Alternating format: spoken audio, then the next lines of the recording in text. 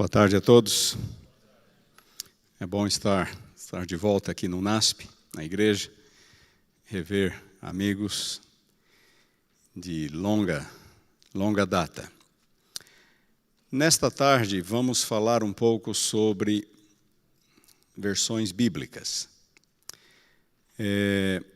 Tem havido alguma agitação nos meios adventistas brasileiros recentemente em torno desta questão.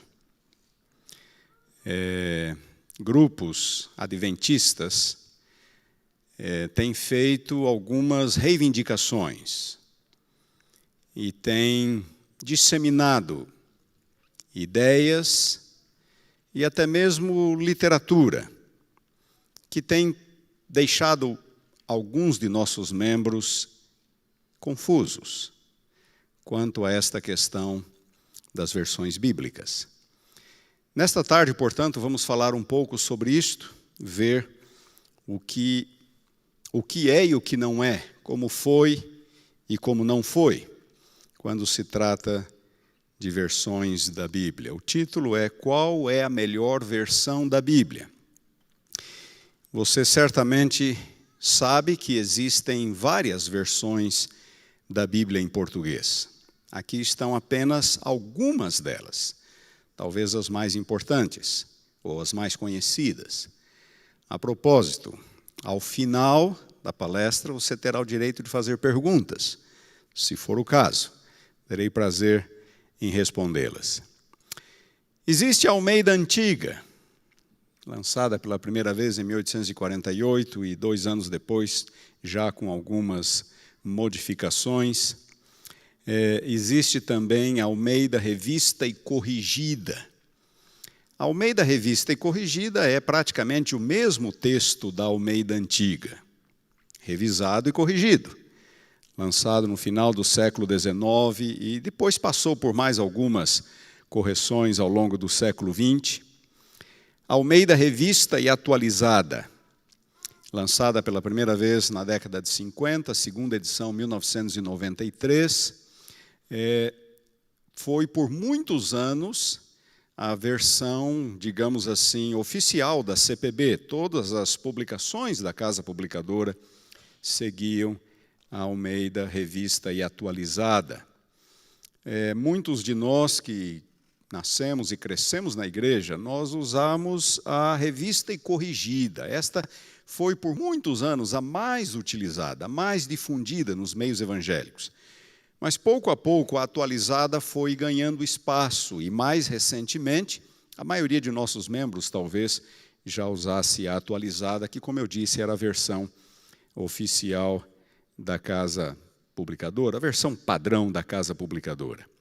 Almeida Revisada. Almeida Revisada foi uma tradução muito boa, feita na década de 60, mas que não teve tanta repercussão. Foi, de certo modo, ofuscada pela Almeida Revista e Atualizada, lançada pela Sociedade Bíblica do Brasil. A Almeida Revisada foi de um grupo um pouco mais restrito e, portanto, não teve a mesma divulgação, a mesma circulação que a Revista e Atualizada. A Bíblia de Jerusalém, uma Bíblia lançada em português em 1981, foi preparada por um grupo de eruditos bíblicos, católicos, uma Bíblia muito boa. A Bíblia na linguagem de hoje, inicialmente em 1988, uma Bíblia numa linguagem bem coloquial, a linguagem quase que das ruas, das casas, uma linguagem bem simples.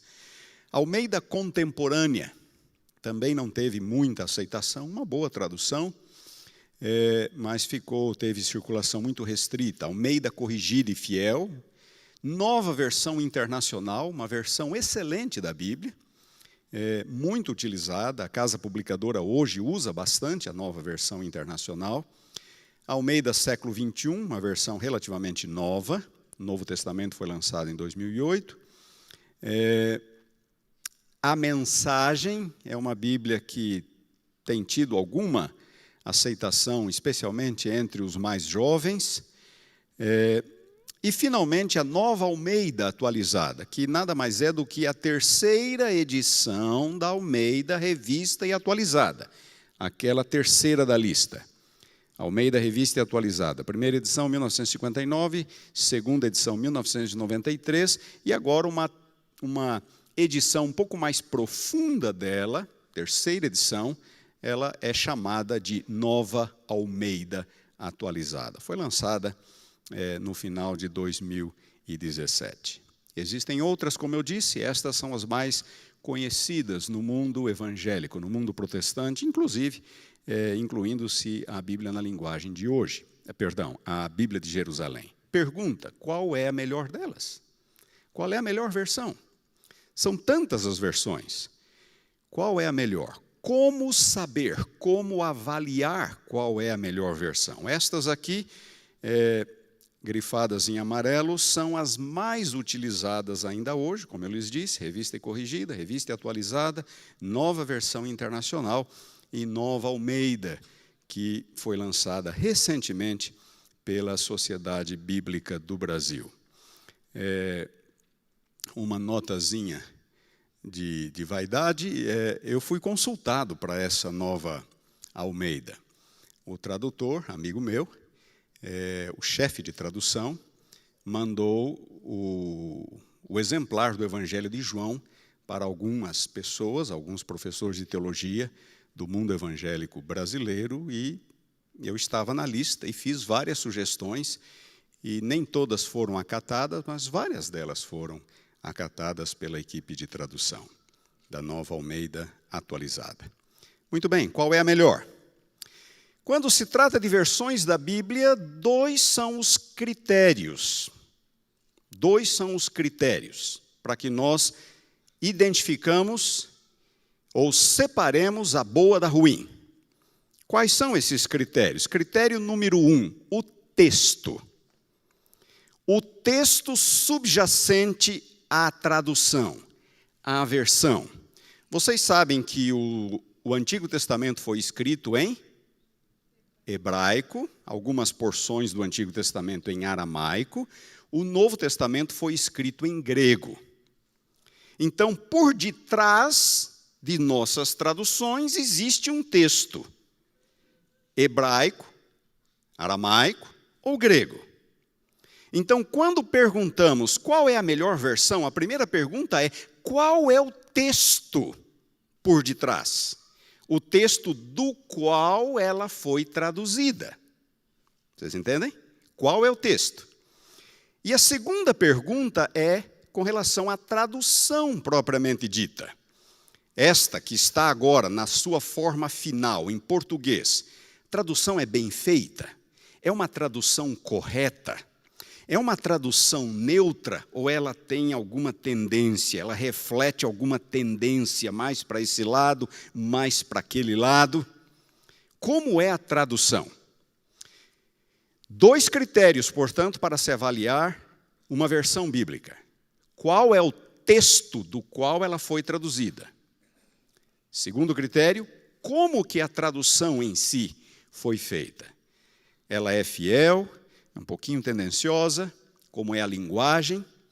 Nesta tarde nós vamos falar sobre ambos os critérios, mas eu vou me demorar quase que todo o tempo falando do primeiro critério, a questão do texto. É um pouco mais difícil de entender, em algum momento, alguns de vocês poderão achar o pensamento bastante confuso, mas tem que ver com as dificuldades naturais do tema, mas eu vou tentar tornar o assunto o mais claro possível.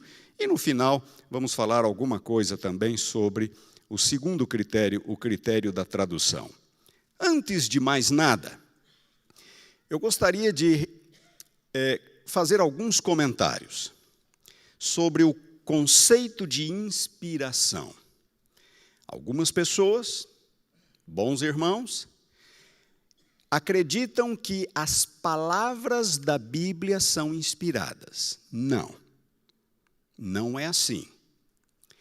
Inspiração ocorre a nível de ideias, não a nível de palavras.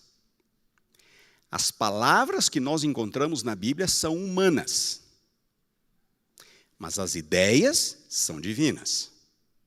Deus inspirou os escritores com ideias. E cada um escreveu em suas palavras aquilo que Deus inspirou. Notem esta declaração de Ellen White. Não são as palavras da Bíblia que são inspiradas, mas os homens é que o foram. A inspiração não atua nas palavras do homem ou em suas expressões, mas no próprio homem, que sob a influência do Espírito Santo é possuído de pensamentos, de ideias. Mensagens Escolhidas, volume 1, página 21. E nós temos como demonstrar isto biblicamente. Nós temos como demonstrar isto biblicamente, que não são as palavras da Bíblia que são inspiradas, mas as ideias dos autores, e cada um escreve de acordo com suas próprias palavras, sua própria experiência, seu próprio conhecimento e assim por diante. Esta outra citação de Ellen White: a Bíblia foi escrita por homens inspirados, mas não é a maneira de pensar e exprimir-se de Deus. Vocês prestaram atenção nessa frase? Deus mesmo não se expressa assim. Estas expressões que nós encontramos na Bíblia são humanas. Deus inspira ideias, mas esta forma de expressar as ideias que nós lemos é humana, não é divina. Esta é da humanidade, a forma de pensar e exprimir-se. Os escritores da Bíblia foram os instrumentos de Deus, não a sua pena. Deus não ditou para eles, Deus inspirou suas ideias, seus pensamentos, e eles escreveram em suas próprias palavras, com base em sua própria experiência, inclusive com base na realidade que eles estavam vivendo naquele momento. Os mais idosos, como João, escrevem assim: filhinhos, estas coisas vos escrevo. Os mais agressivos, como João Batista, raça de víboras. É a personalidade do profeta que está ali. E nós encontramos os estilos mais variados dentro da Bíblia. Por quê? Porque o estilo é humano. A forma de se expressar é humana. Mas a Bíblia cumpre um propósito divino, portanto, ela é a palavra de Deus. Mas em linguagem humana. Expressões humanas. Olhem esta outra citação. A Bíblia não nos é dada em elevada linguagem sobre-humana. Imaginemos se a Bíblia fosse dada numa linguagem divina ou numa linguagem celestial. O que aconteceria? Ninguém entenderia. A fim de chegar aos homens onde eles se encontram, Jesus revestiu-se da humanidade. A Bíblia precisa ser dada na linguagem dos homens. E tudo quanto é humano é imperfeito. Portanto, a linguagem que nós encontramos na Bíblia, ela é imperfeita, porque é linguagem humana. E é por isso que às vezes nós nos debatemos com certas expressões. O que isto aqui significa? Por que essa expressão não é mais clara? Porque é humana. Porque é humana. E nós temos então que nos utilizarmos dos meios exegéticos possíveis, disponíveis, para tentar entender essa ou aquela expressão. A Bíblia foi dada para fins práticos. Então, nós não devemos imaginar que a Bíblia é perfeita no que diz respeito à sua linguagem. Ela é perfeita no seu propósito, naquilo a que ela se destina, a revelação da vontade salvífica de Deus à humanidade. Mas as expressões nela encontradas são humanas. Notem alguns exemplos. Vocês se lembram que quando Jesus morreu, foi colocada uma plaquinha no alto da cruz? Lembram-se disso? Muito bem. De acordo com o Evangelho de Mateus, ali estava escrito: este é Jesus, o Rei dos Judeus. Mas quando nós vamos para Marcos, a frase é outra: o Rei dos Judeus. Quando vamos para Lucas, a frase é outra: este é o Rei dos Judeus. E quando vamos para João, a frase é outra ainda: Jesus Nazareno, o Rei dos Judeus. Afinal de contas, o que estava escrito naquela plaquinha? Ou será que havia 4? Eram 4? Era uma só. Era uma só. O que exatamente estava escrito ali, eu não sei. Mas há uma coisa que eu tenho certeza que estava ali. O que é? O Rei dos Judeus. E era exatamente o propósito daquela plaquinha, daquele título. Era escarnecer de Jesus. Vejam onde está o Rei de vocês. Ele está em seu trono agora, crucificado, coroado, morrendo. Era um escárnio, o rei dos judeus. Percebam, faz alguma diferença se ali estava escrito, este é Jesus, ou só o rei dos judeus, ou este é o rei dos judeus, ou Jesus Nazareno, o rei dos judeus, muda alguma coisa? Não muda. Mas por que não é exatamente igual?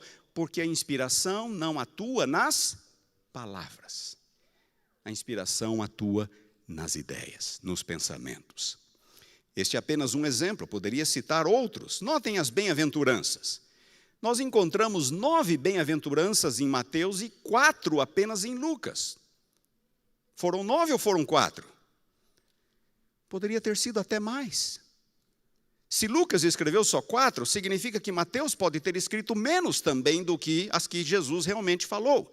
Mateus pode ter escrito aquelas que ele achou mais interessante e que traduziam melhor a mensagem de Jesus. Mas Mateus escolheu 9, Lucas escolheu 4.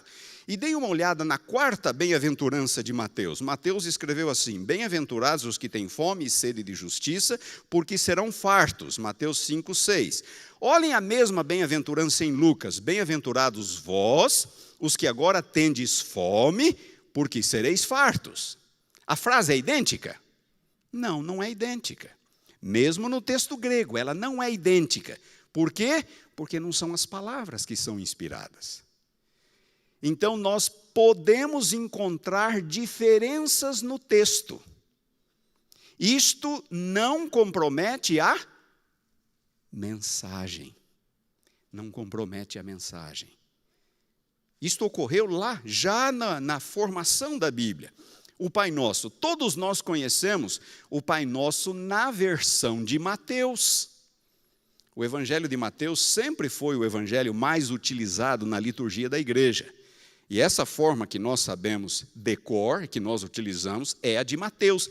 Mas quando vamos para Lucas, o Pai Nosso é diferente. Só Mateus e Lucas registram o Pai Nosso.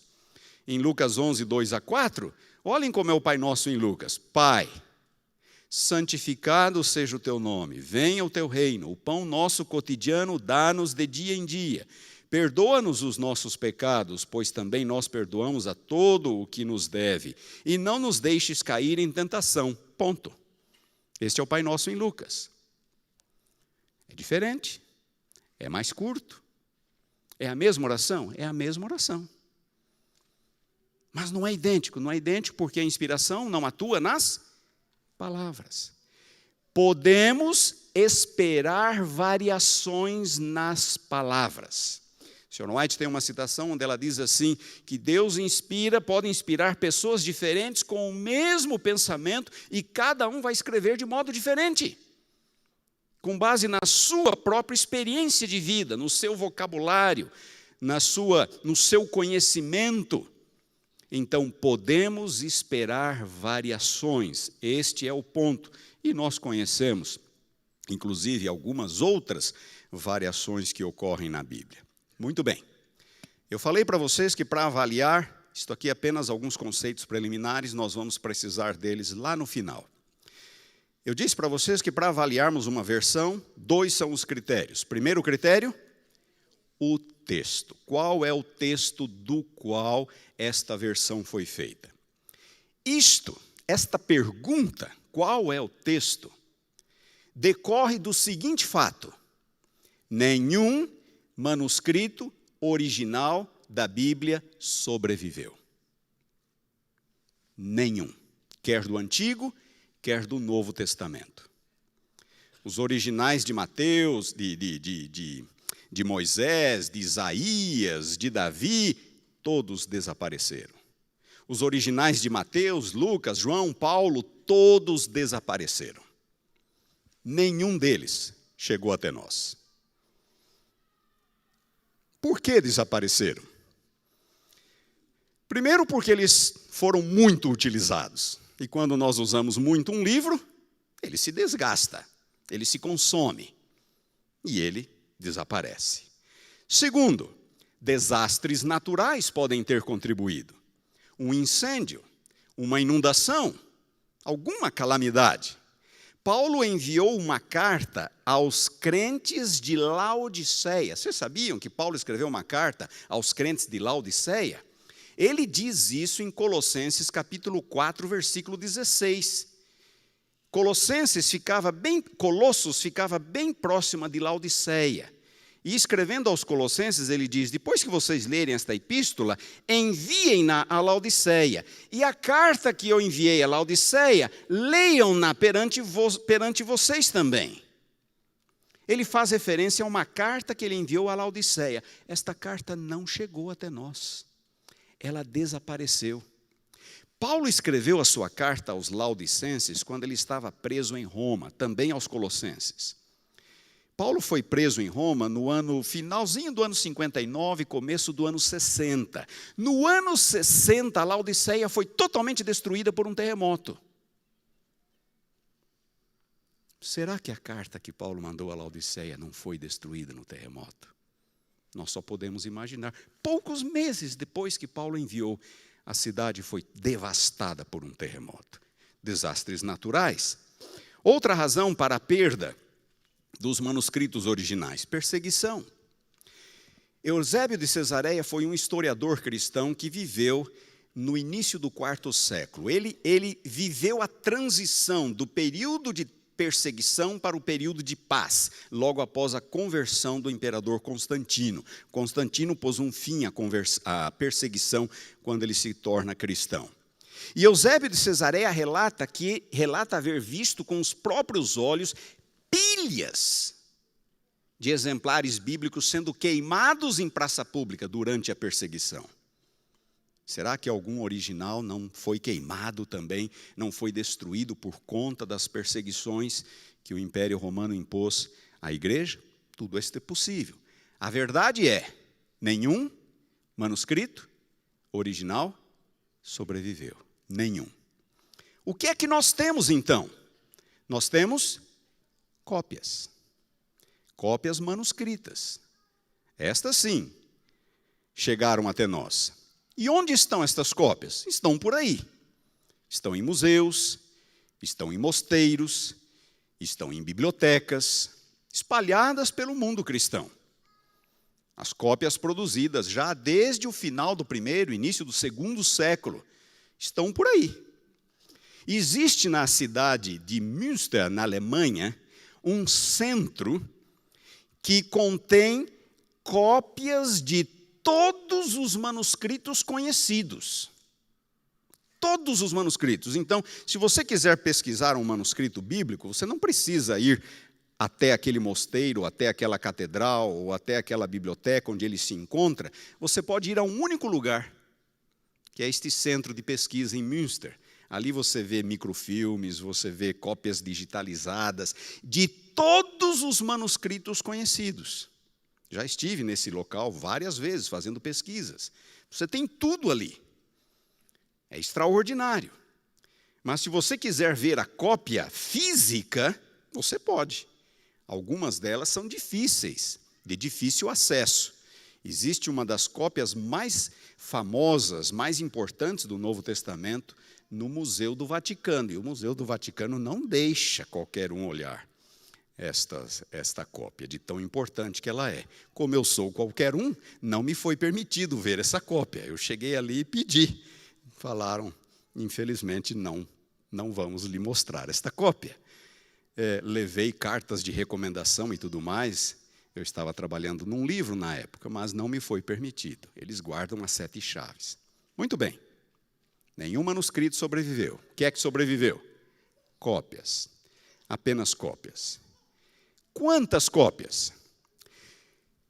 O que eu vou falar para vocês hoje à tarde tem mais que ver com o Novo do que com o Antigo Testamento, por 2 razões. Eu sou de Novo Testamento, minha área de formação é Novo Testamento. Segunda razão, quando perguntamos qual é o texto por detrás da tradução, os principais problemas, as principais dificuldades têm que ver com o Novo Testamento e não com o Antigo Testamento. Por quê?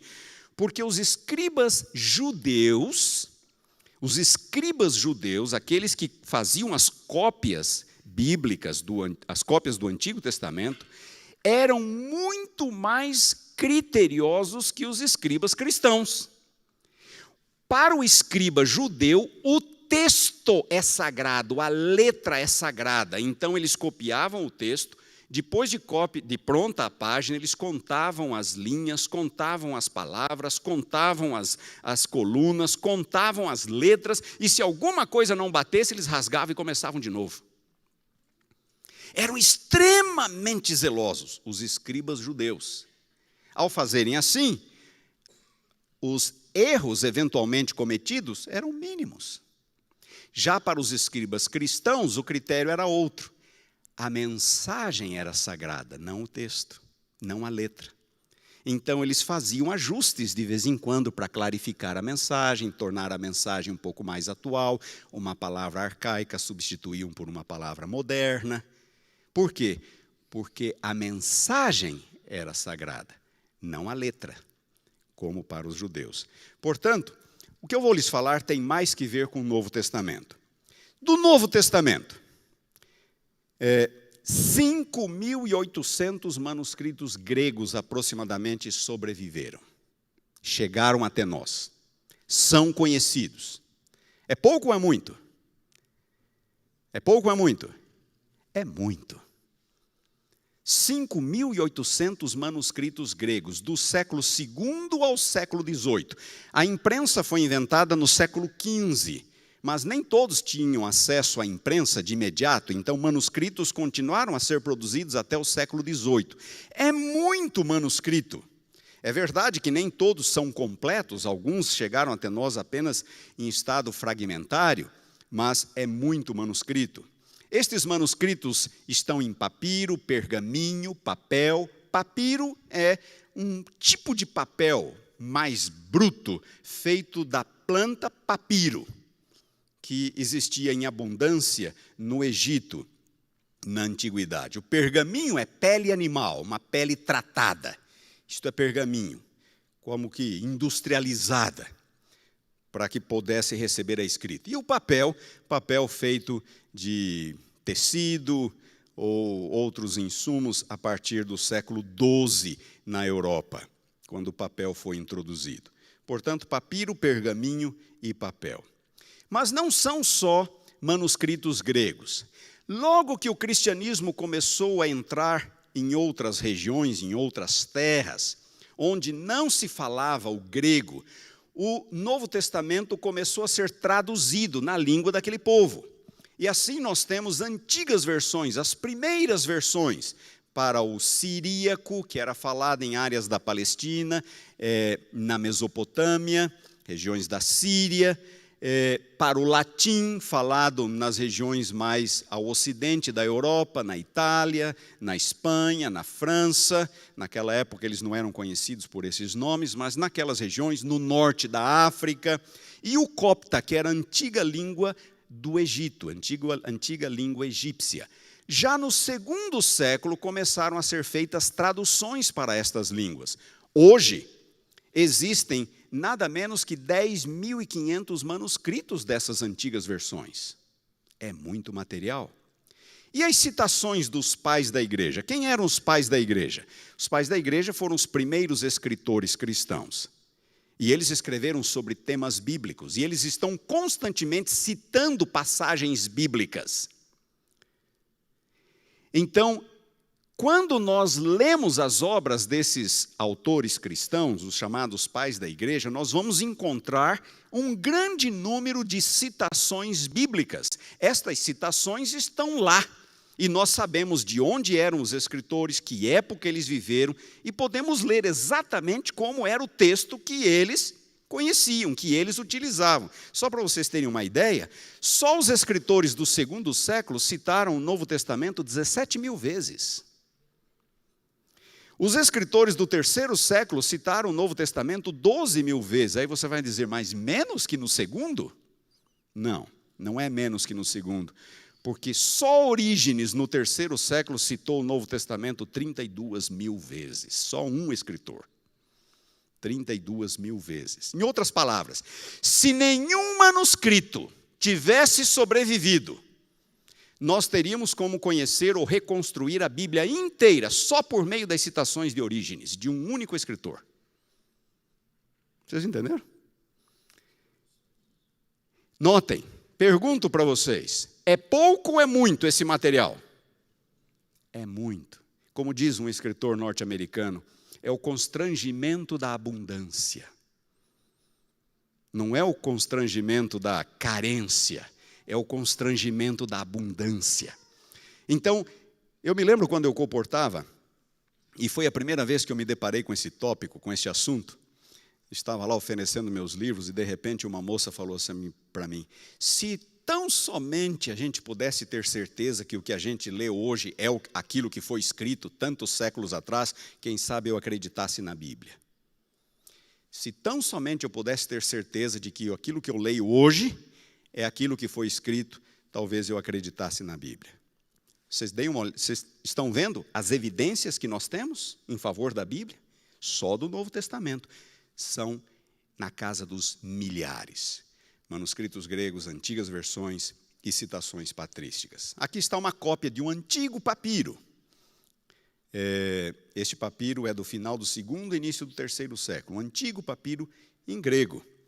Aqui está um fragmento apenas do Novo Testamento. Este fragmento é do Evangelho de João.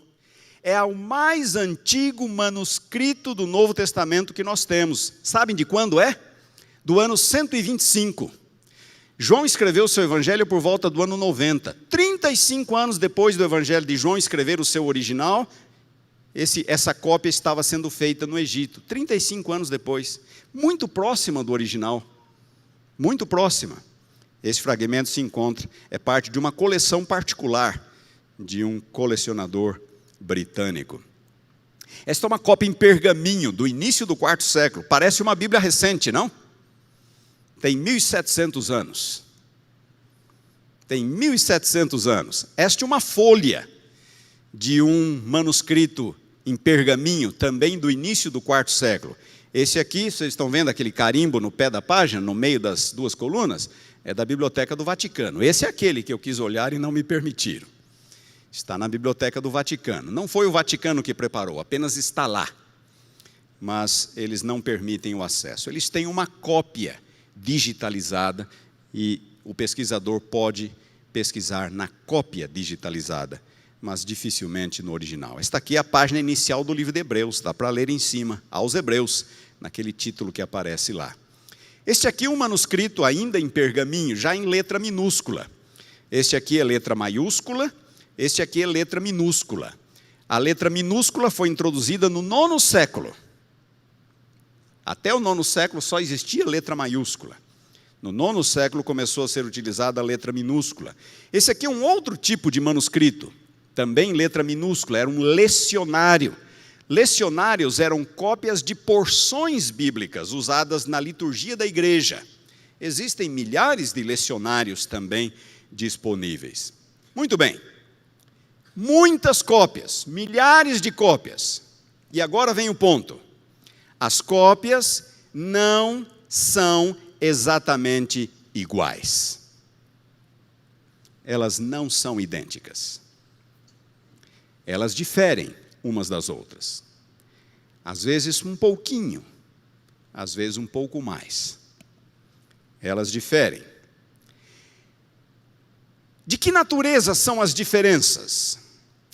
Às vezes, no processo de cópia, alterações acidentais foram cometidas.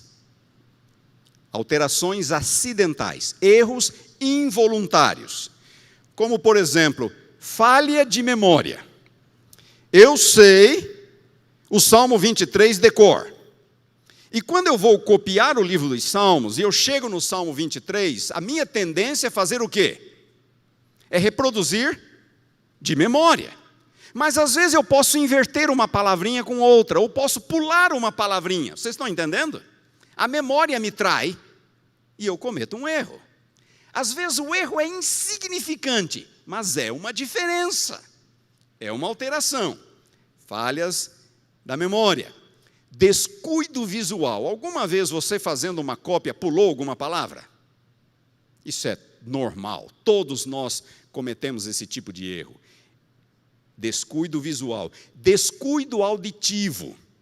Algumas cópias na antiguidade eram feitas mediante ditado. Então, os monges no mosteiro Vários monges se assentavam em suas escrivaninhas e um outro monge lia o texto e eles faziam as suas cópias, mediante ditado. Mas em grego, assim como em português, em qualquer língua, existem palavras que soam muito semelhante. Por exemplo, nós temos em português o pronome nós e o pronome vós. Em português é difícil fazer a confusão entre nós e vós, mas em grego, nós é imeis e vós é imeis. Você percebeu alguma diferença? Pois é. A pronúncia é quase idêntica. E houve um período na Idade Média em que a pronúncia se tornou absolutamente idêntica. Imeis, para vós e para nós. Então você está escrevendo e eu estou ditando e eu digo imeis. O que você vai escrever? Nós ou vós? Uns podem escrever nós, outros podem escrever vós. Equívoco auditivo. E com isso, algumas pequenas alterações são introduzidas no texto. Não são intencionais.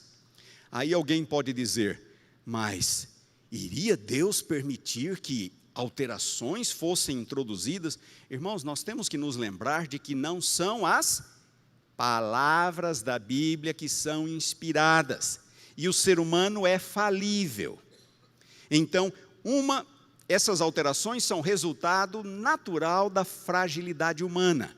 Mas essas alterações, como eu vou enfatizar mais tarde, elas não afetam o conteúdo doutrinário do texto. Ficou claro isto? Não afetam. Agora, houve alterações intencionais também, como, por exemplo, uma palavra arcaica, antiga. Alguns aqui são do tempo em que farmácia se escrevia com PH. Hoje, farmácia se escreve com F. O mesmo ocorre em grego. Palavras com grafia antiga, que foram alteradas, foram modernizadas ao longo do tempo. Então, esta é uma alteração voluntária, intencional, que não afeta o sentido do texto.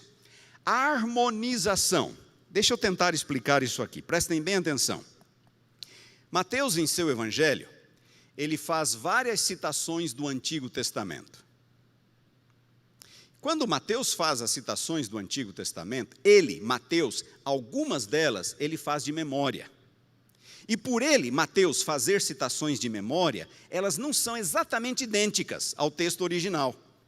O copista, quando está copiando Mateus, se depara com aquela citação feita de memória, que não é idêntica ao texto do Antigo Testamento. O que o copista tinha tendência de fazer? De corrigir, para ficar exatamente igual a Isaías. Para ficar exatamente igual a Isaías. Ou às vezes uma declaração de Jesus que aparece em Mateus e Lucas. Tipo o Pai Nosso. A mesma declaração, mas não são idênticas. A versão de Mateus é um pouquinho diferente de Lucas. Quando o copista chegava em Lucas, a tendência dele era de corrigir para deixar exatamente igual a Mateus. O copista era tentado a fazer esta harmonização textual. Litúrgica, porque alguns textos eram usados na liturgia da igreja.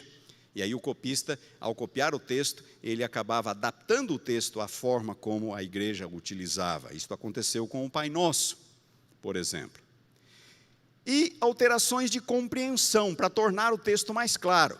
Às vezes aparece a palavra espírito, sozinha. E o copista diz assim, isso aqui pode gerar alguma confusão, eu vou facilitar a compreensão. E ele acrescentava a palavra santo, Espírito Santo, para não deixar nenhuma dúvida de quem o texto está falando. Espírito Santo. Afeta o sentido? Não, não afeta o sentido, mas é uma alteração.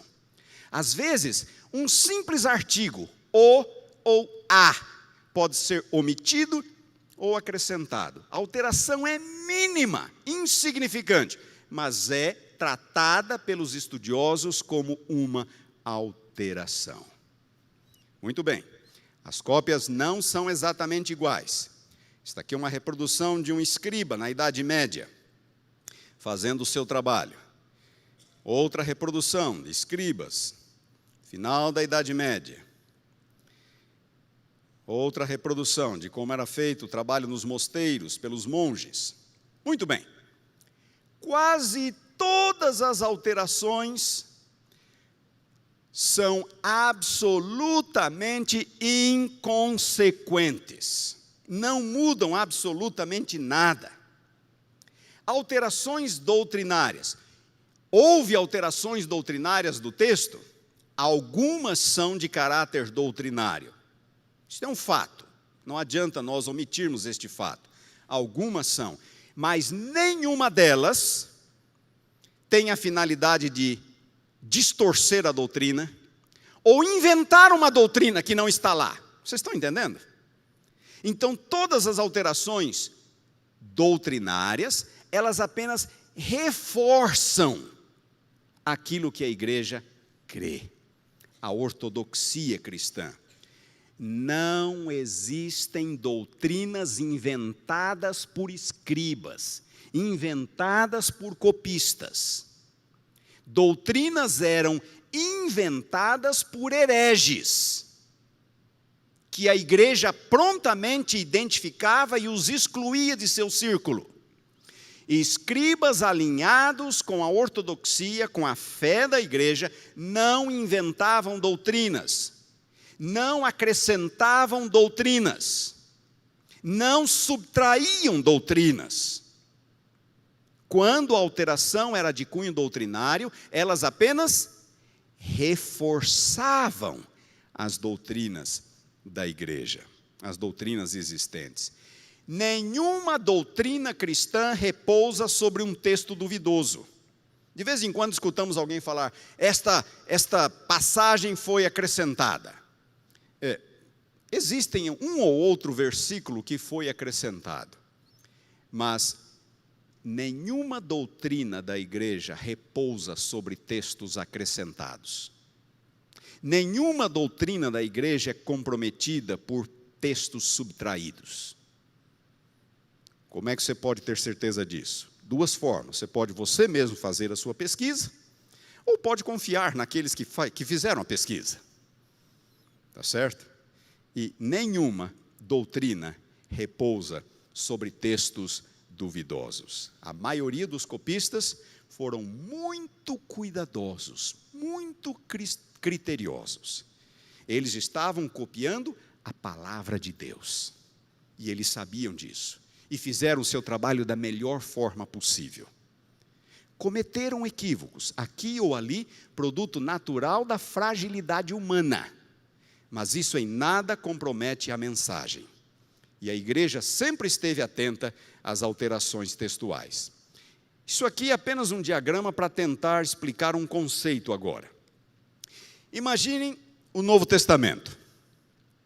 Digamos que o Novo Testamento foi copiado 3 vezes. Então foi feita a cópia X, a cópia Y e a cópia Z. O copista que preparou a cópia X cometeu alguns equívocos. E esses equívocos vão estar nas suas cópias. Quando a cópia X é copiada, o que vai acontecer com aqueles equívocos? Alguns deles poderão ser corrigidos, outros, talvez não. Então, aqueles equívocos cometidos pelo copista X vão ser reproduzidos pelo copista X1, pelo copista X2. Vocês estão entendendo? O mesmo acontece com a cópia Y.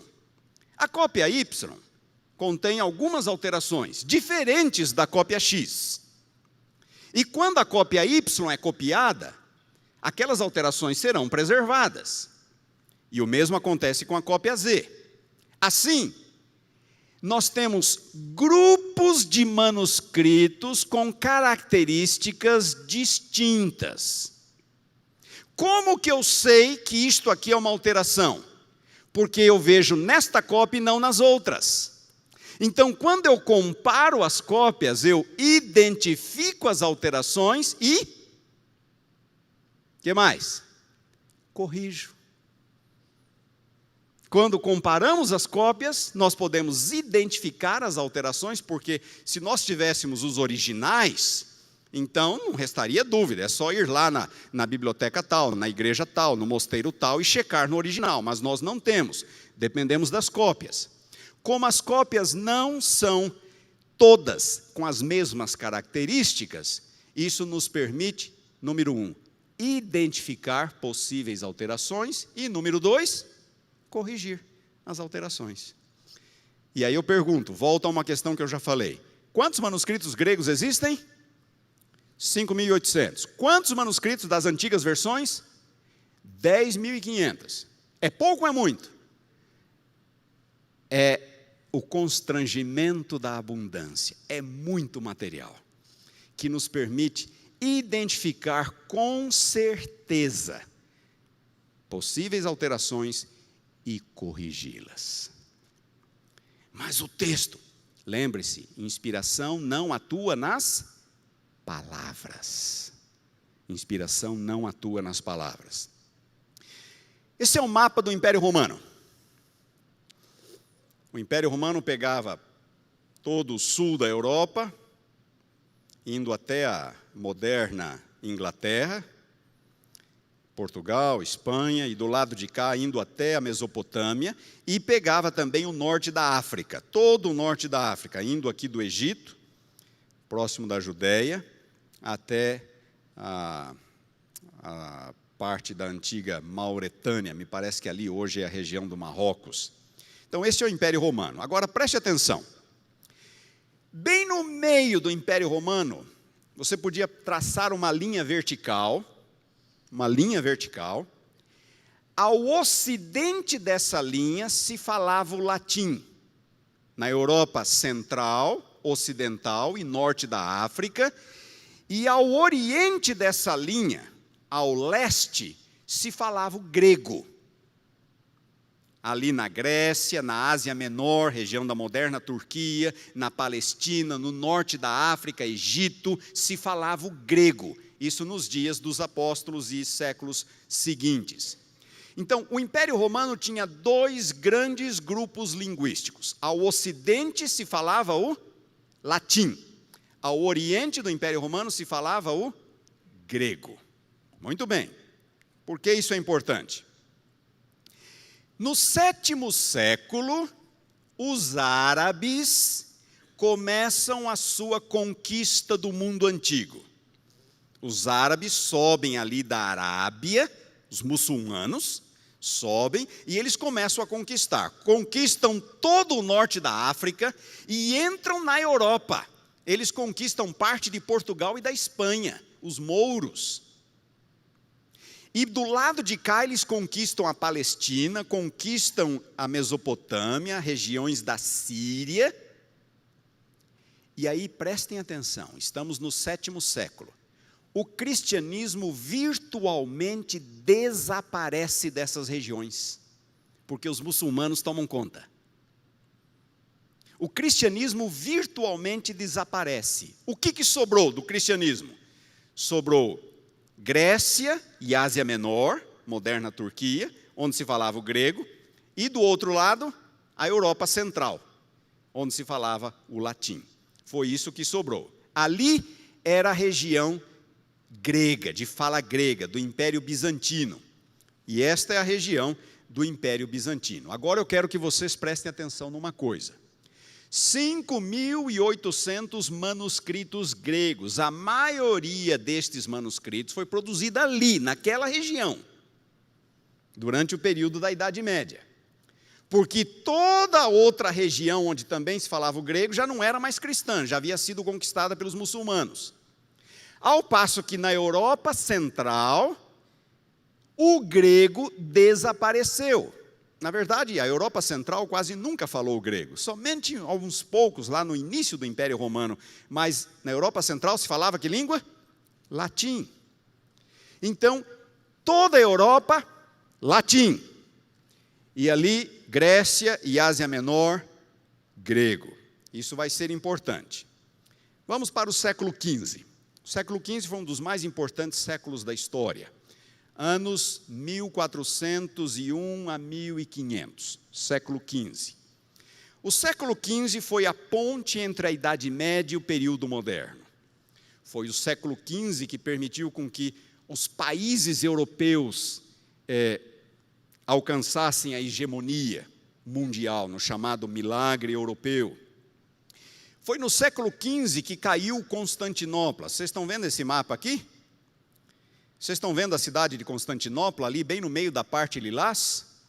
Constantinopla era a capital do Império Bizantino, a região mais cristianizada do mundo antigo.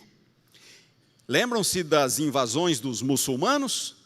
Muito bem, o Império Bizantino conseguiu resistir, mas quando chegou em 1453, Constantinopla caiu e os turcos tomaram. E hoje, onde era Constantinopla, é Istambul, a principal cidade da Turquia. Ali foi Constantinopla.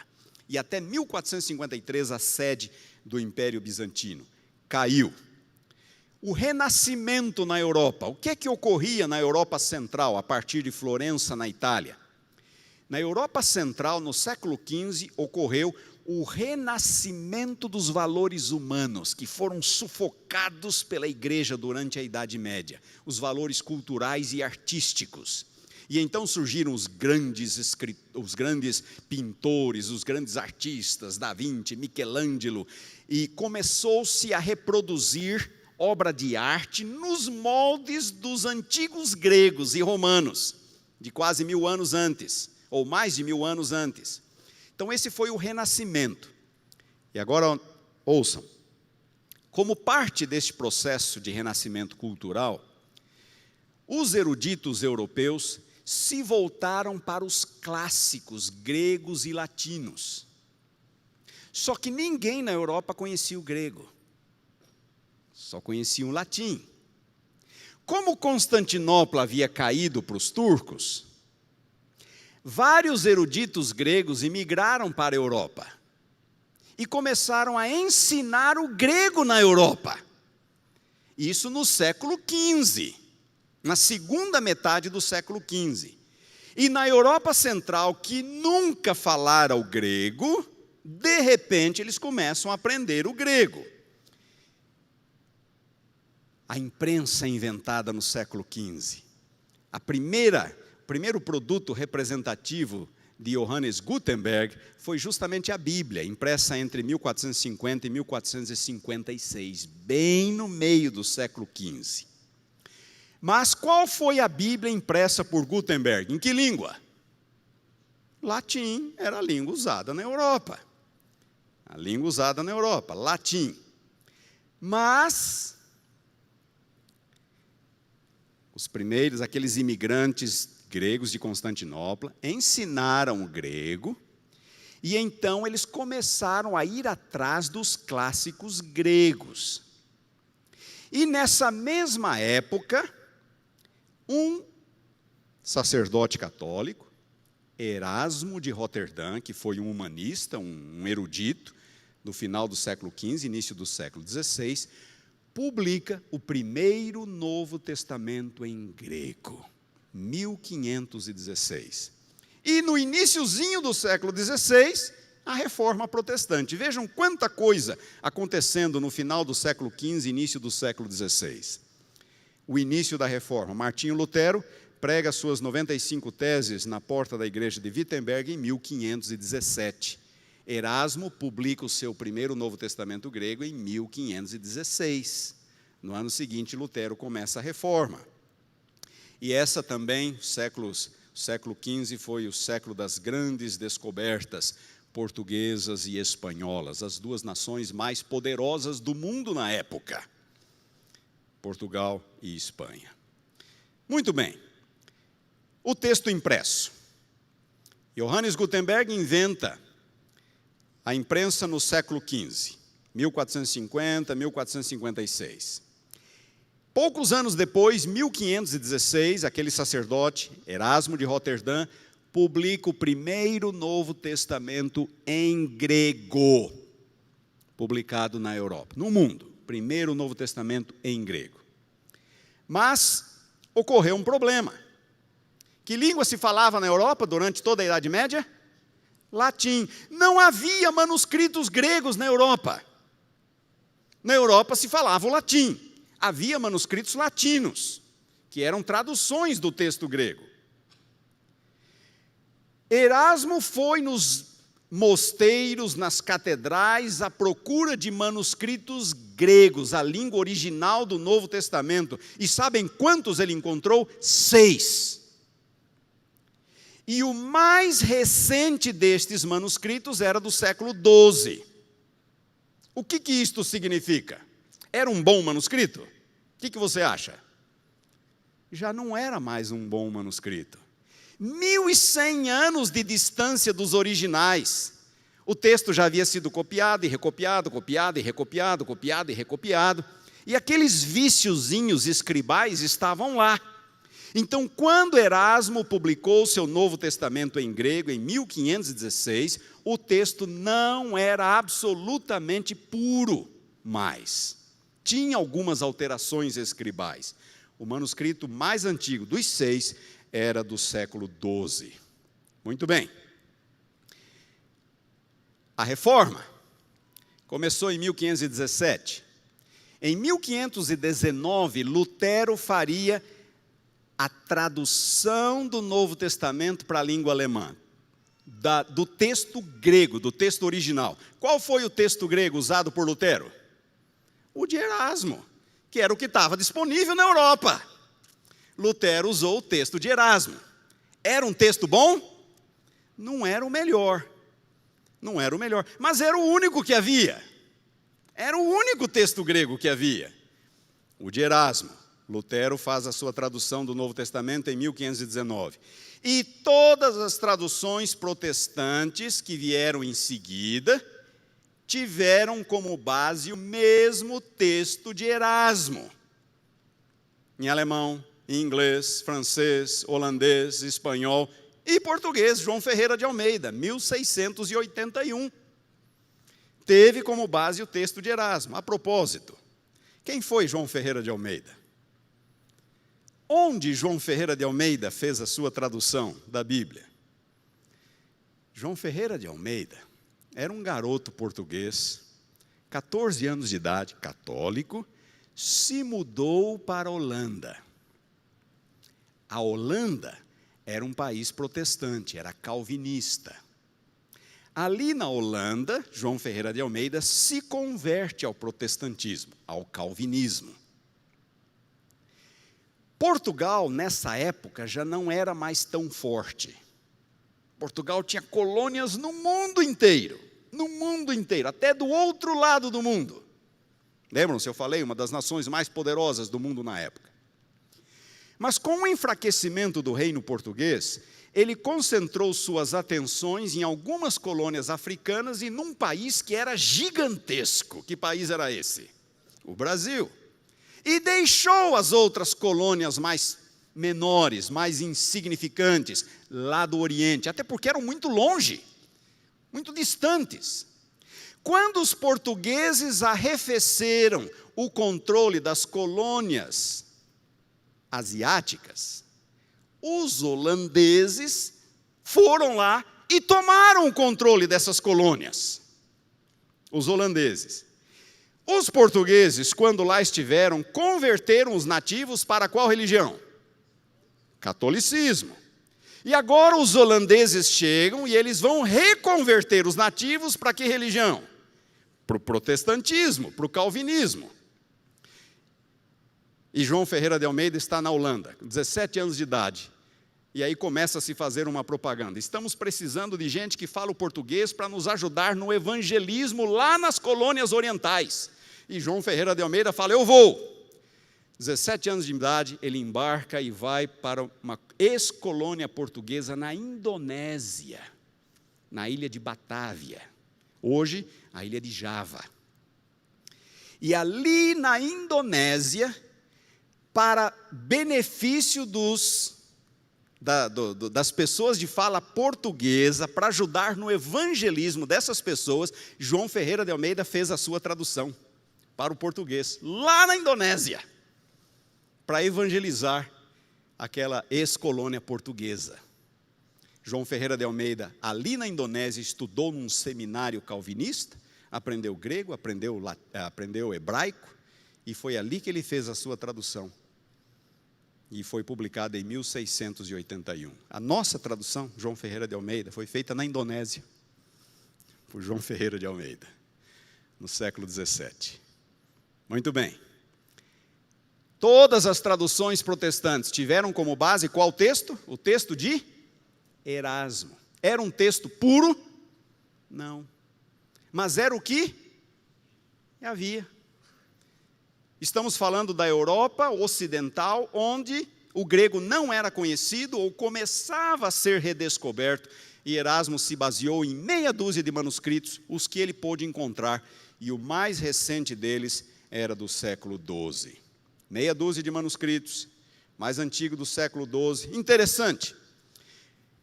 Para o livro do Apocalipse, Erasmo tinha um único manuscrito, e era um manuscrito incompleto, faltava a última folha do Apocalipse. É o que tinha. E sabem o que ele fez? O que vocês acham que ele fez? Com aquela página que faltava. Ele retraduziu do latim. Ele pegou o texto latim e retraduziu para o grego. Só que Erasmo, ele era bom em grego, mas não era tão bom assim. Grego não era a primeira língua dele. Ele ainda era um estudante de grego. Ao retraduzir do latim para o grego, os últimos versículos do Apocalipse, Erasmo criou formas verbais em gregos que não existiam. Não existiam. Alguns verbos irregulares ele tratou como se fossem regulares.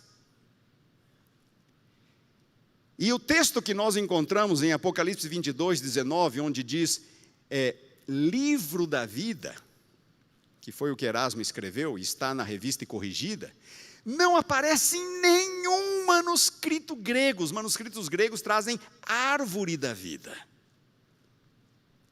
Pergunto, o texto de Erasmo era bom? Não, o texto de Erasmo não era muito bom. Mas era possível ser cristão com aquele texto? Claro que era. Era possível ser cristão e acreditar nas mesmas coisas que nós acreditamos. Nós estamos falando de diferenças pequenas, que não afetam o conteúdo doutrinário do texto. Mas não era um texto muito bom.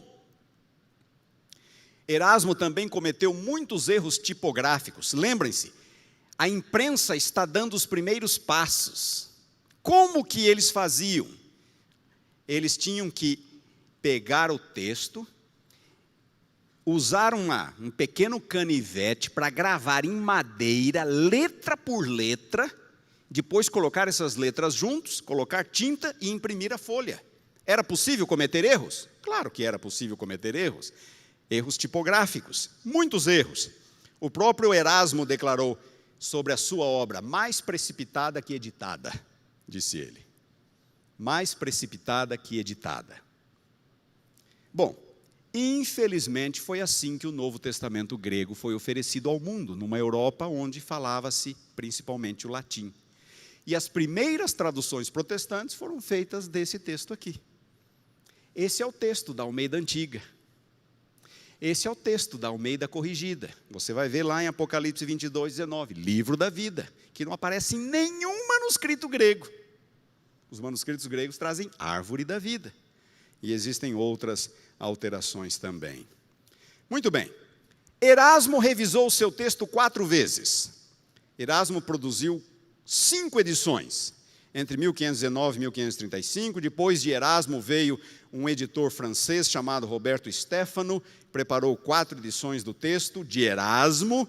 Depois veio Teodoro Beza, que foi discípulo de João Calvino em Genebra, preparou 9 edições do texto de Erasmo. A edição de 1598 foi uma edição famosa no mundo de fala inglesa, porque foi dessa edição que foi produzida a chamada King James Version, a versão do rei Tiago, que ainda hoje é a mais popular em língua inglesa. Foi feita da edição de 1598 de Teodoro Beza. E foram as edições de Beza que Almeida utilizou para preparar o seu Novo Testamento em 1681. Só não sabemos exatamente qual delas. Depois de Beza vieram 2 holandeses, parentes, tio e sobrinho, Abraão e Boaventura Elzevir. Eles prepararam 7 edições do Novo Testamento. Notem, todas estas são edições do texto de Erasmo. É o mesmo texto. Mas por que novas edições? Porque eles iam fazendo pequenas correções, pequenos ajustes. Então, nenhuma dessas edições é exatamente igual à outra. Vocês estão me entendendo? Nenhuma dessas edições é exatamente igual à outra. São revisões no texto, mas o texto é o mesmo, é o texto de Erasmo. Em 1633, ou a segunda edição dos Eusevires, de 1633, também ficou conhecida na história da transmissão da Bíblia. Por quê? Porque ali, nessa edição, 1633, eles, os editores, dão um nome àquele texto. E eles o chamam de, em latim, textus receptus. Significa em português, texto recebido. Então eles fazem a propaganda do seu texto dizendo, este é o texto que nós recebemos, pela tradição da igreja. Esse é o textus receptus. Mas na verdade esse texto era baseado em quantos manuscritos? Meia dúzia de manuscritos. O mais antigo deles era do século XII. Não era um texto muito bom. Mas este ficou conhecido como textus receptus. Vocês vão encontrar essa expressão facilmente na literatura que trata sobre esse assunto. Textus receptus, ou texto recebido. Muito bem. Isto, século XVII já. Estamos no século XVII. Nos séculos seguintes, os pesquisadores ficariam empolgados com essa ideia de manuscrito, ir atrás de manuscrito, e eles começaram a viajar o mundo atrás de manuscritos gregos. E só hoje nós conhecemos 5.800.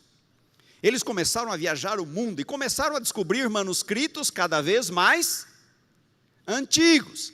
E se o manuscrito é mais antigo, ele é mais próximo do original, ele é melhor. Ele é menos viciado por copista. Então eles começaram, do século XVII ao século XIX, a acumular evidências. Novos manuscritos iam sendo descobertos. Ah, essa expressão aqui, olha só, ela é diferente. Olha essa outra aqui, olha essa frase. Não é livro da vida, como Erasmo escreveu, é árvore da vida. E eles começaram a acumular essas evidências. Estudar o texto. Estes milhares de manuscritos. Então, notem, no século XVII, no final do século XVII, os pesquisadores já tinham manuscritos do final do século IV. No século XVIII, eles voltaram um pouco mais. No século XIX, eles conseguiram voltar um pouco mais no tempo, descobrindo manuscritos cada vez mais antigos e estudando esses manuscritos. Até que no século XX, nós conseguimos resgatar um texto que, segundo a maioria dos estudiosos, é o texto original. É o texto ali da virada do primeiro para o segundo século. Talvez com uma diferença ou outra, coisa absolutamente pequena e insignificante. Então notem, à medida que o tempo foi passando, novos manuscritos foram sendo descobertos, as evidências foram sendo acumuladas. Acontece que, e agora surge um problema, a antiga ortodoxia protestante acreditava na inspiração verbal. E o protestantismo havia surgido com qual texto? O texto de Erasmo, que recebeu um nome, em 1633. Qual era esse nome? Textus receptus, o texto recebido. E a antiga ortodoxia protestante, que acreditava na inspiração verbal, dizia, nada disso, esse texto é inspirado, e não aceitamos esses manuscritos, mesmo que sejam manuscritos antigos, não aceitamos a evidência desses manuscritos. Claro, se a inspiração é verbal, a coisa fica complicada. Então, começou a surgir uma polêmica muito grande. Eles também diziam o seguinte, notem, dos 5.800 manuscritos que nós temos, a maioria deles traz o texto recebido. Portanto, esse é o texto original. O que você acha desse argumento? A maioria dos 5.800 manuscritos traz o texto recebido. Portanto, ele é o texto original. O que você acha desse argumento? Eu estou vendo alguns balançarem a cabeça assim. Eu já volto a esse ponto. Eles também dizem, esse texto é encontrado no mundo inteiro cristão. É a universalidade dos manuscritos, portanto é o texto original. E alguns chegaram até a dizer, foi o texto usado pelos valdenses. E os valdenses tinham a fé pura. Então esse é o texto original. E alguns adventistas chegam a dizer, foi o texto usado por Ellen White. Então esse texto tem que ser o texto original. Seria trágico, triste se não fosse cômico, não é? Seria cômico se não fosse triste, trágico. E existem várias pessoas que vêm, inclusive, com teorias de conspiração. Não, essas pessoas que estão tentando introduzir um texto diferente, pessoas que eram ligadas ao ocultismo e eram inimigos da fé, travestidos de ovelhas, lobos, estavam tentando desvirtuar e corromper a igreja. Tudo porque na base estava a crença na inspiração verbal. Crença na inspiração verbal. Vamos responder algumas dessas ideias. A inspiração é verbal? Não. A inspiração não é verbal. Eu dei alguns exemplos para vocês e eu poderia passar o resto do dia só dando exemplos de que a inspiração não é verbal. Deixa eu dar um exemplo muito curioso para vocês. Vocês já perceberam que os evangelhos de Mateus, Marcos e Lucas são muito parecidos?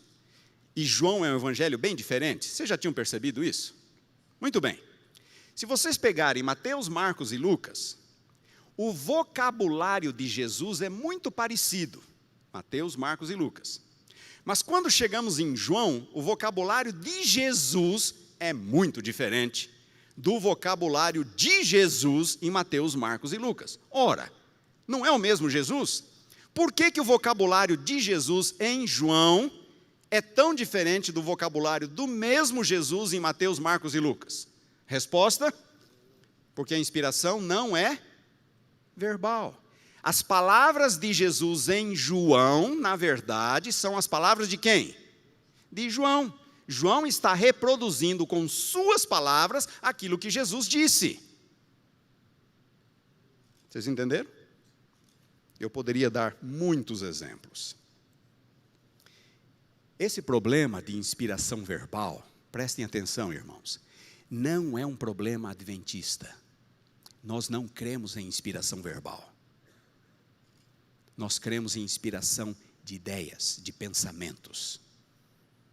Antes de Ellen White escrever sobre o assunto, vários adventistas já defendiam inspiração de ideias e não inspiração verbal. E durante toda a história, houve um período em que muitos adventistas criam em inspiração verbal, mas não era este o ensino da igreja. E continua não sendo. Vocês podem abrir Mensagens Escolhidas, volume 1, podem abrir o Nisto Cremos. A igreja adventista não acredita em inspiração verbal. Este é um problema evangélico. Outro, o texto de Erasmo foi alterado diversas vezes. O texto de Erasmo foi alterado. O texto Receptus não é homogêneo. Ele foi alterado diversas vezes. Existem 252 diferenças entre as várias edições. Erasmo, James, aqui mesmos, alterações no texto. Aqui em James. Eles dizem que a maioria dos manuscritos é do Textus Receptus.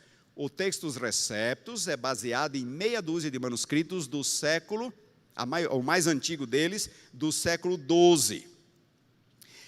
O Textus Receptus não é o texto da maioria dos manuscritos. O chamado texto majoritário, que é o texto da maioria dos manuscritos, é um, o Textus Receptus é outro. Existem 1838 diferenças entre o texto de Erasmo e o texto da maioria dos manuscritos usados na Idade Média. Então, o Textus Receptus é um texto de meia dúzia de manuscritos, não é o texto da maioria. É um texto de meia dúzia de manuscritos. E outra, falar que a maioria dos manuscritos é do Textus Receptus é desconsiderar um fato muito simples. Cada século que passava, a população cristã aumentava no mundo. E se a população cristã aumenta, as cópias bíblicas também aumentam para atender a essa população. Então, falar que existem mais manuscritos medievais do que manuscritos antigos, ora, isso é tranquilo, ninguém questiona isso. Agora, falar que quantidade representa a qualidade, aí é diferente. Suponhamos que nós tenhamos 10 manuscritos do século XII, contra 2 manuscritos do século II, do segundo século. Qual deles tem a maior chance de ser original? Os 10 do século XII ou os 2 do segundo século? Os 2 do segundo século, claro. Não há nenhuma dúvida. A data e a procedência dos manuscritos, o mais antigo usado por Erasmo era do século XII. E o texto de Erasmo, aquelas características típicas do texto, não aparecem em nenhum manuscrito, senão a partir do IV século. Isso aqui agora é o que alguns adventistas dizem, foi o texto usado pelos valdenses. A história valdense tem que ser dividida em 2 períodos, antes da Reforma e depois da Reforma.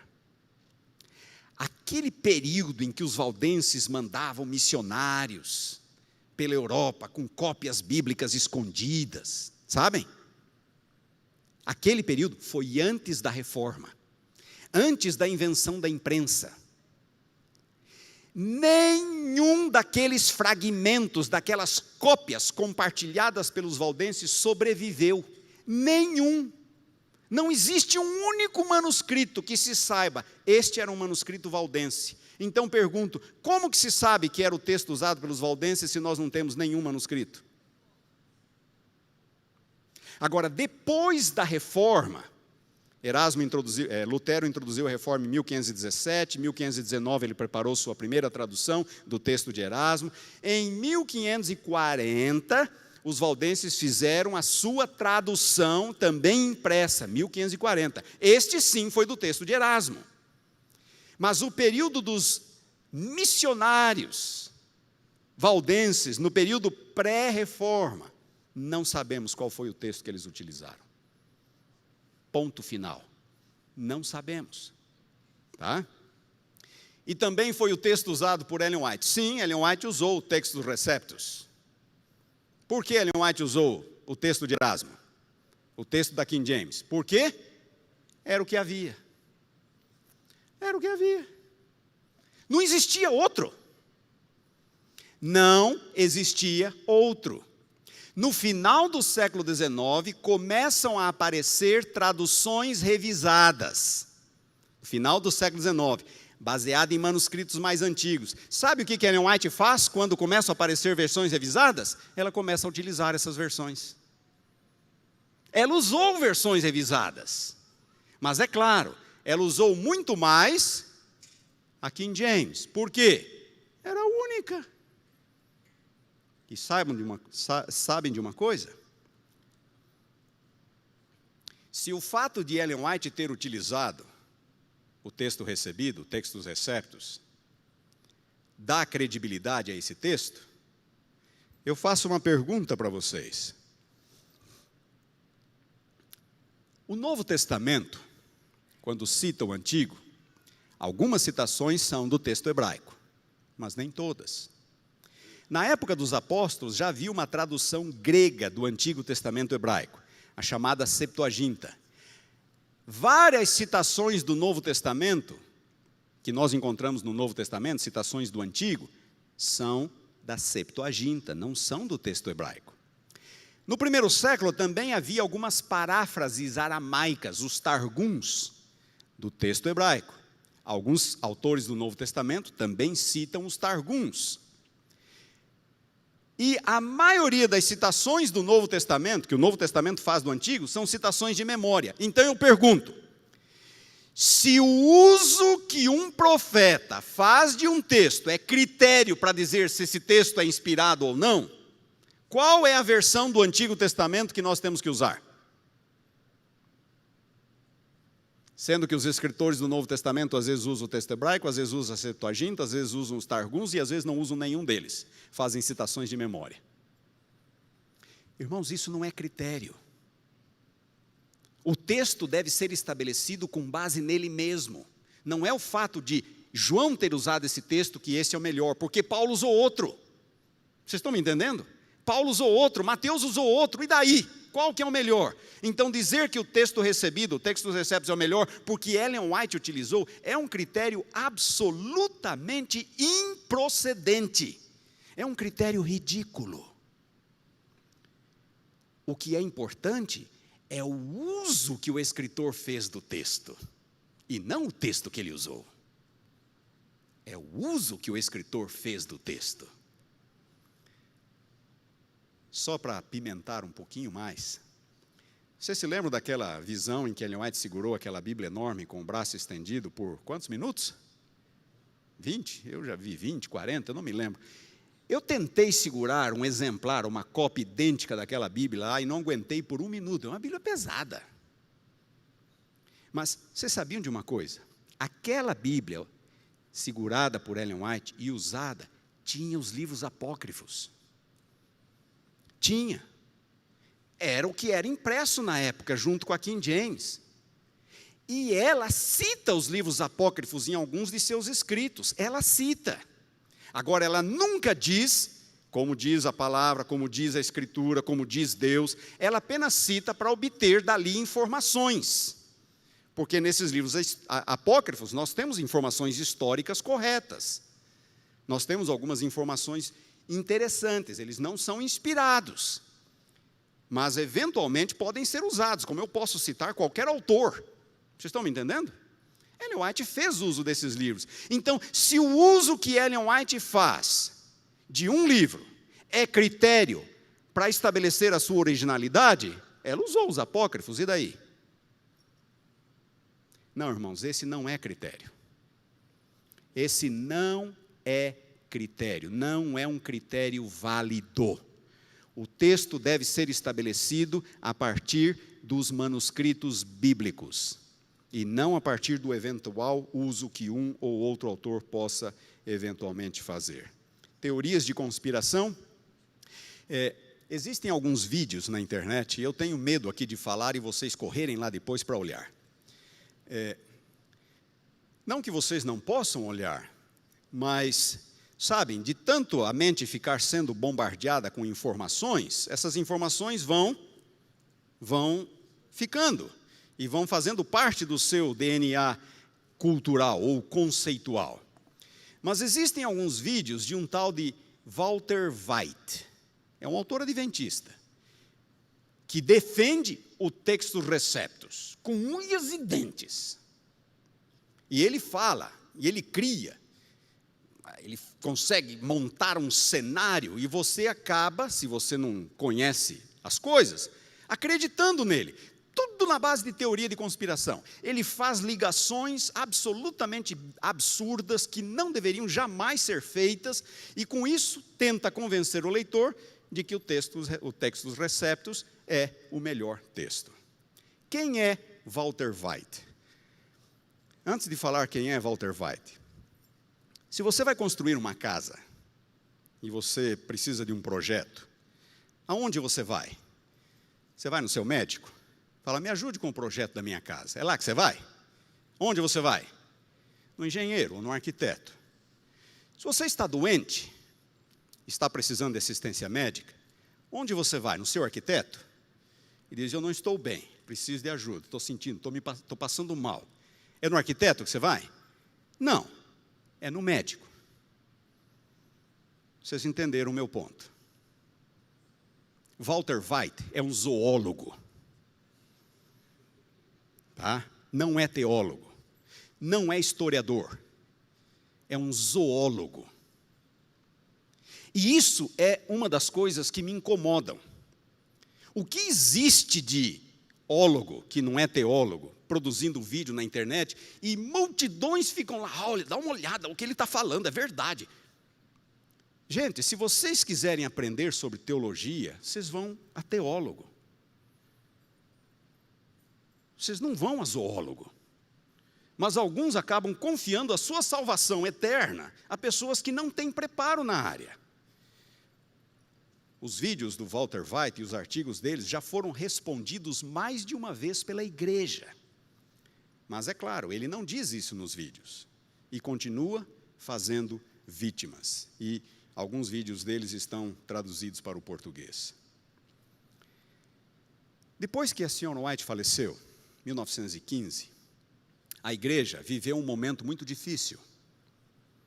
Até ali, a igreja tivera a guia de Ellen White. E agora não mais.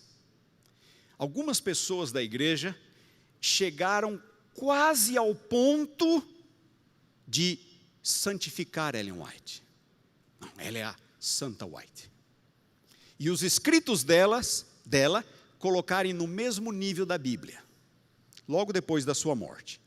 Na época em que Ellen White faleceu, o mundo evangélico vivia um movimento chamado de fundamentalismo. O mundo evangélico, principalmente nos Estados Unidos. Os liberais estavam atacando a fé tradicional. Os liberais. E os evangélicos reagiram fortemente. E um grupo de evangélicos começou a manter algumas reuniões nos Estados Unidos, e eles começaram a produzir literatura para defender as Escrituras e defender a fé evangélica. Nesse contexto de polêmica, os evangélicos defenderam inspiração verbal. Nessa mesma época, Ellen White falecia. E alguns adventistas participaram dessas reuniões. E eles voltavam para a igreja defendendo inspiração verbal, apesar das citações de Ellen White. Em 1919, ocorreu a primeira conferência bíblica da Igreja Adventista do Sétimo Dia, primeira conferência bíblica, e o assunto foi inspiração. Vários várias pessoas da igreja tentaram impor a crença na inspiração verbal e colocar os escritos de Ellen White no mesmo nível da Bíblia. A igreja rejeitou essas tentativas. 1919. A igreja rejeitou essas tentativas. Não é isso que nós cremos. Não é isso que nós cremos. Em 1930, um adventista, Wilkinson, publicou nos Estados Unidos uma obra defendendo o Textus Receptus, um adventista, e dizendo que esse era o texto que nós, a igreja adventista, deveríamos utilizar, entre elas, porque foi o texto usado por Ellen White. A igreja rejeitou esta tentativa. Rejeitou esta tentativa. Entre 1946 e 1952, surgiu uma versão revisada muito influente nos Estados Unidos, a Revised Standard Version.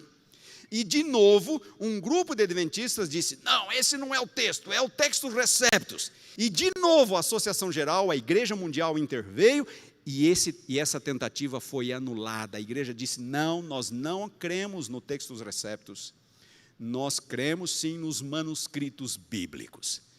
E nós reconhecemos o valor da pesquisa dos manuscritos. Isso na década de 40. Ellen White usou a King James, ela usou as versões revisadas da mesma forma. Ela só não usou mais as versões revisadas porque elas surgiram tardiamente e porque ela estava acostumada com a King James Version. Notem esta citação de Ellen White. Alguns nos olham seriamente e dizem, os da palavra inspirada, dizer que o Textus Receptus é o melhor, e especialmente de dizer que é o melhor porque Ellen White utilizou. Muito cuidado com isso. Pastor Hernani chegando é sinal de que está na hora de acabar. Versões em português. Muito bem. Algumas versões em português baseadas no Textus Receptus. No texto recebido. Aqui nós temos a Almeida revisada. Essa Almeida revisada não deveria estar aqui. Almeida revista e corrigida. Almeida contemporânea. Almeida corrigida e fiel. Lembram-se aquela primeira pergunta? Qual é o primeiro dos dois critérios? Saber o texto. De qual texto a versão foi traduzida? Muito bem, olhe na sua Bíblia, nas primeiras capas, você vai ver qual é a sua versão. Se você tiver Almeida Revista e Corrigida, Almeida Contemporânea ou Almeida Corrigida e Fiel, esta tradução é uma tradução do texto de Erasmo, que por sua vez é baseada em meia dúzia de manuscritos, o mais antigo deles do século XII. Agora, estas outras versões são versões revisadas, baseadas em manuscritos mais antigos. Baseadas em manuscritos do segundo século.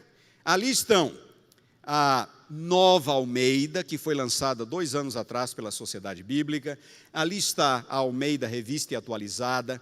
Ali está a Almeida Revisada. Ali está a nova tradução na linguagem de hoje. Ali está a nova versão internacional. Ali está a Almeida século 21, a nova Bíblia de Jerusalém e até a Bíblia Mensagem. Estas são todas versões baseadas em manuscritos melhores e mais antigos. Está claro essa questão de texto? Muito bem, vamos adiante. E temos agora o segundo critério, o critério da tradução em si. Como avaliar uma versão? Qual é a melhor versão? Primeiro critério, texto. Segundo critério, a tradução em si. A natureza dessa tradução é literal ou é dinâmica? Uma tradução dinâmica é aquela que reproduz exatamente aquilo que o autor escreveu. A tradução literal. A tradução dinâmica é aquela que procura representar o pensamento do autor, não necessariamente as palavras do autor. O segundo critério é o critério da ideologia. Ela é neutra ou ela é tendenciosa? É uma tradução neutra ou ela foi feita para puxar um pouco de brasa para essa sardinha aqui? Para defender algumas ideias em particular, algumas doutrinas. Vamos lá, vamos falar um pouco, deixa eu exemplificar a tradução literal da tradução dinâmica. Aqui está a tradução da Nova Almeida, de Mateus 23, 29 até 32. Ai de vocês, escribas e fariseus hipócritas, porque vocês edificam os sepulcros dos profetas, enfeitam os túmulos dos justos e dizem, se nós tivéssemos vivido nos dias de nossos pais, não teríamos sido seus cúmplices quando mataram os profetas. Assim, Jesus continua, vocês dão testemunho contra si mesmos de que são filhos dos que mataram os profetas. Portanto, tratem de terminar aquilo que os pais de vocês começaram. Esta é uma tradução literal. Deem uma olhada agora numa tradução dinâmica. Olhem a mensagem, a mesma passagem. Vocês, líderes religiosos e fariseus, são um caso perdido, impostores. Vocês constroem túmulos de granito para os profetas e monumentos de mármores para os santos. Dizem que se tivessem vivido no tempo de seus antepassados, não teriam sangue nas mãos. Conversa! Vocês e aqueles assassinos são farinha do mesmo saco e cada dia acrescentam homicídios à sua ficha criminal. Essa é uma tradução dinâmica. Tenta reproduzir a ideia. Qual é mais fácil de entender? A literal ou a dinâmica? A dinâmica é mais fácil de entender. Mas há um problema aqui. Há um problema. A dinâmica, ela é interpretativa. E eu corro o risco de depender de uma tradução onde a interpretação não é a melhor. O autor que preparou isso aqui, ele pode ter cometido alguns erros de interpretação. Então, se você quer ter um pouco mais de segurança, fique com as traduções literais. Você vai estar mais seguro. As dinâmicas são fáceis de entender. A Bíblia na linguagem de hoje, a mensagem, são bem apelativas. Mas elas são mais escorregadias. Porque eu posso estar lendo não aquilo que Mateus, João, Paulo escreveu, mas aquilo que o tradutor imagina. Vocês estão me entendendo? Então, cuidado com as dinâmicas. Tradução, ela é neutra ou ela é tendenciosa? Esse TNM significa tradução Novo Mundo. Sabem quem preparou essa tradução? As Testemunhas de Jeová. Notem como elas traduzem João 1:1. No princípio era a palavra, e a palavra estava com Deus, e a palavra era um Deus, com D minúsculo. Essa é uma tradução neutra ou tendenciosa? Absolutamente tendenciosa. O texto grego não diz isto. Mas como eles não acreditam que Jesus é Deus, é assim que eles traduzem. Olhem como eles fazem com Colossenses capítulo 1, eu esqueci de mencionar o texto aqui, é Colossenses 1, 10 a 13. Olhem como que eles fazem com esta passagem. Ele é a imagem do Deus invisível, primogênito de toda a criação, pois por meio dele foram criadas todas as outras coisas nos céus e na terra, as coisas visíveis e as invisíveis, quer sejam tronos, quer domínios, quer governos, quer autoridades, todas as outras coisas foram criadas. Eles acrescentam outra. Por quê? Porque para eles Jesus é um ser criado. Então não é todas as coisas foram criadas, é todas as outras coisas, porque ele também é um ser criado. Isto é uma tradução tendenciosa. São poucas as traduções tendenciosas que nós temos. Quantos de vocês comprariam uma Bíblia sabendo que ela é uma tradução das Testemunhas de Jeová ou dos Mormons? Sabem por que a Igreja Adventista não tem uma tradução? Exatamente por isso. Lá fora já nos criticam, dizendo que somos uma seita. A Igreja Adventista não recomenda o preparo de uma Bíblia adventista, uma tradução. A Igreja Adventista reconhece o trabalho das sociedades bíblicas e recomenda aos seus membros que usem as Bíblias produzidas pelas sociedades bíblicas. Concordamos com tudo que eles escrevem? Não. Mas não vamos nós mesmos preparar uma tradução nossa. Isso geraria críticas, nos colocaria num papel que não gostaríamos de estar. E nós não precisamos. Qualquer versão bíblica, nós podemos ser bons adventistas do sétimo dia, inclusive com textos receptos. Porque eu falei para vocês que as diferenças não afetam conteúdo doutrinário, não dizem respeito a conteúdo doutrinário. Existem passagens, alterações de natureza doutrinária? Sim, existem, mas elas reforçam, nenhuma doutrina depende de um texto alterado, isso não nos deixaria, não nos tornaria menos adventistas. Notem alguns exemplos pontuais. Lucas, faltou mencionar o texto, é Lucas 16:16.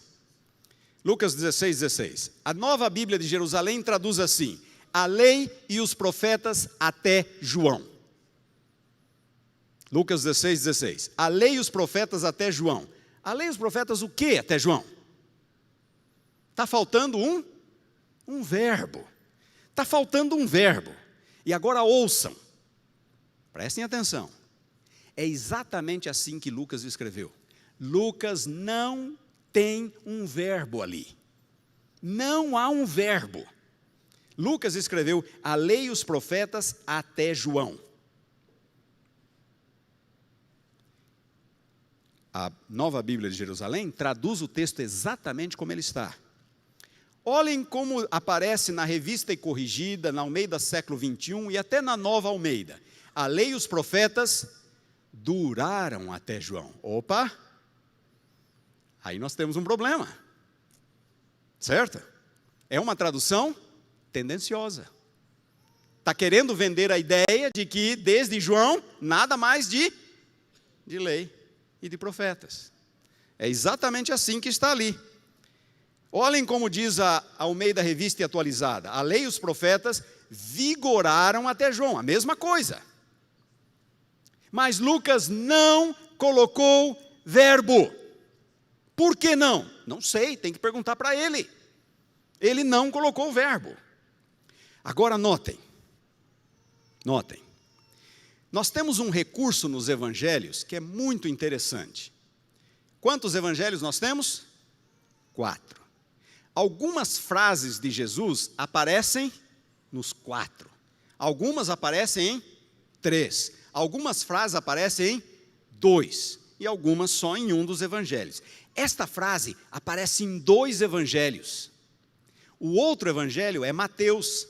Mateus capítulo 11, versículo 13. E sabem como essa frase aparece em Mateus? Diz assim: todos os profetas e a lei profetizaram até João. E Mateus colocou o verbo. O verbo é profeteuo em grego, profetizaram.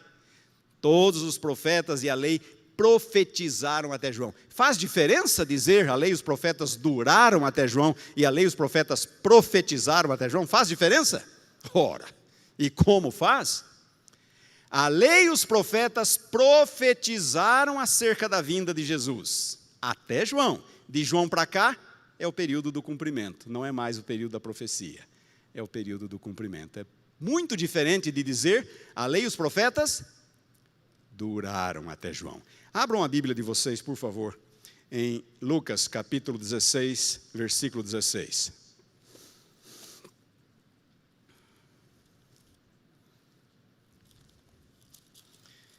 Lucas 16, 16. Então, nós encontramos essa informação aqui. A lei e os profetas, Lucas escreveu até João. Por que ele omitiu o verbo? Eu não sei. Mas vamos colocar aqui o verbo profetizaram, que é o verbo que Mateus coloca.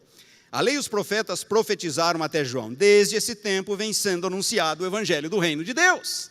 Aquilo que era profecia, agora é cumprimento. Notem o versículo 17.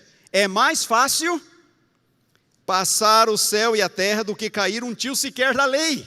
Como pode ser a lei e os profetas duraram até João e de repente o versículo 17 diz, é mais fácil passar o céu e a terra do que cair um tio sequer da lei.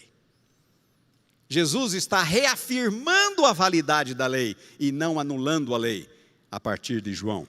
E logo em seguida no capítulo há a parábola do rico e do Lázaro. E vocês se lembram, o rico morreu, foi para o inferno, Lázaro morreu, foi para o seio de Abraão, e daí Lázaro fala para Abraão, pai Abraão, eu tenho ainda, quantos irmãos? 5 irmãos? Eu tenho um grupo de irmãos lá, mande alguém falar com eles, para eles se arrependerem, para não virem para esse lugar de... Perdão, é o rico que fala com Abraão, para não virem para esse lugar de tormento. Versículo 29. Respondeu Abraão, eles têm a lei e os profetas, Moisés e os profetas, ouçam-nos. O que Jesus está reafirmando? A suficiência das escrituras, da lei e dos profetas para a salvação. Mas ele insistiu, não, pai Abraão, se alguém dentre os mortos for ter com eles, arrepender-se-ão. Abraão, porém, lhe respondeu, se não ouvem a Moisés e aos profetas, tampouco se deixarão persuadir, ainda que ressuscite alguém dentre os mortos. Como pode o versículo 16 dizer, a lei e os profetas duraram até João, sendo que o 17 diz que a lei não vai passar, e na parábola seguinte, Jesus insiste na suficiência da lei e dos profetas para a salvação. Percebem?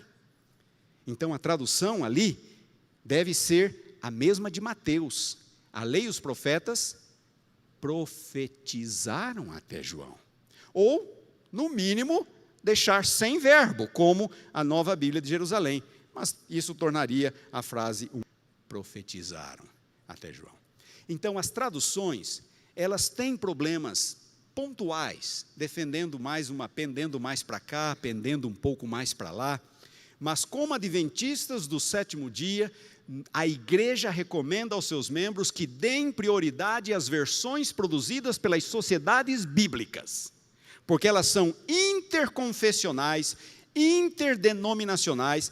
Vai haver problemas aqui ou ali, mas nós estudamos e resolvemos esses problemas mediante o estudo, e não mediante a impressão de uma Bíblia nossa, porque isso não ajudaria. Muito bem, aqui estão as versões em português. A Nova Almeida é uma tradução literal. A ideologia é neutra, vai ter alguns problemas pontuais. Almeida corrigida, literal, neutra. Almeida revisada é um neutro menos. Tem um pouquinho mais de tendência ali, algumas ideias dispensacionalistas, isso é uma outra história. Almeida século 21 também é um neutro um pouquinho menos ali, tá? A Bíblia na linguagem de hoje, nova tradução na linguagem de hoje, é uma tradução dinâmica, assim como a mensagem, a última da lista. Ela é muito dinâmica, e aí eu corro o risco de estar lendo as interpretações do tradutor. Então, cuidado com as traduções dinâmicas, prefiram as literais, e prefiram aquelas que são neutras na sua ideologia, embora possamos encontrar alguma questão mais pontual. Concluindo, qual é a melhor versão que nós temos em português? Muito bem. A primeira da lista, aquela que eu dou nota 9.5, é a Nova Almeida. Terceira edição da Almeida atualizada, que foi lançada 2 anos atrás, e vocês encontram na loja da casa, e vocês encontram nos sites, nas livrarias evangélicas, no site da Sociedade Bíblica. É uma iniciativa de uma sociedade bíblica e não de uma pessoa em particular, não de uma denominação em particular. Ela não é batista, ela não é presbiteriana, ela não é luterana, ela é interconfessional. Concordamos com tudo que está ali? Não, não concordamos com tudo que está ali. Eu já disse para vocês que eu fui consultado, mandei uma lista de observações, algumas foram incorporadas, outras não. Não há problema. Vamos trabalhar com a Bíblia, vamos resolver os problemas, mas vamos usar uma versão que é preparada por uma sociedade bíblica. Tá bem? O texto dela, eu dou nota 10. Por quê?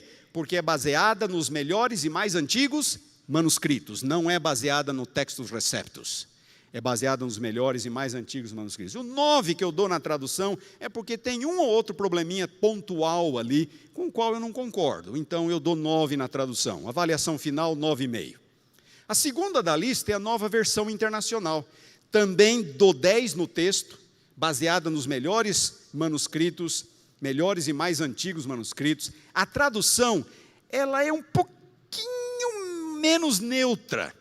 Eu vou ver uma tendenciazinha aqui ou ali na Nova Versão Internacional, então em vez de dar 9, eu dou 8 para ela.